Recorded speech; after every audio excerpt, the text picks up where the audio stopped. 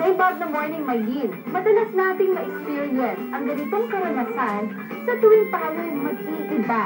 Mabilis ang pag-iba ng attitude. Kagaya na lamang ng ating pagbabiyahe sa mga bundok, pagsakay ng eroplano at ang pag-scuba diving.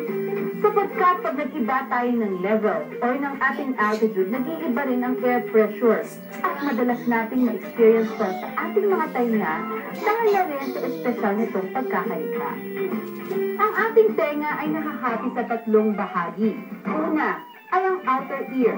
Dito kabilang ang ating tinga.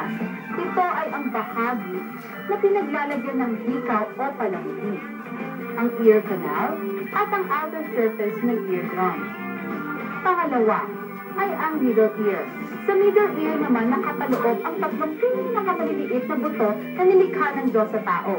Ang malleus, incus at stapes. Kabilang din dito ang bida sa usapan ngayong araw na ito, ang eustachian tube. Ito ay ang tubo na kumukonekta patungo sa likod na bahagi ng ating ilong. Ito ang responsable sa pag-equalize ng pressure sa outer ear at middle ear sa pamamagitan ng pag-ventilate sa middle ear space.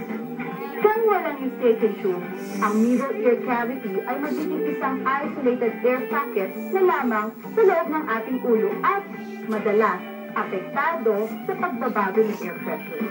Ang ending, masalimuot na pagkapinig. At ang pangatlo ay ang inner ear. Dito nakapaloob ang ating organ for hearing and balance. Maylin, kung nakaranas ang ganitong pagkabili or fullness sa tuwing ikaw ay gabiyahe, may mga simpleng tips ako para sa'yo. Magbaon ka ng chewing gum sa biyahe. Sa ating pagmumuya, na-activate ang mga muscles sa likod ng ating lalamunan. Kung walang chewing gum, magkunwaring lumumuya o humihikab. Sa pagganitong paraan, matutulungan magbukas ang ating eustachian tube. Maaari ding pilitin ang pagbukas ng eustachian tube sa pamamagitan ng paghinga ng malalim at mag-blow o tuminga habang pinipisi lang ito. Maylin, kung wala pa rin at nakakaranas ka pa rin ng fullness kapag kabingin sa iyong mga tenga after na gawin ang ating pagkakas, pinakamainang magpapagpapag sa ating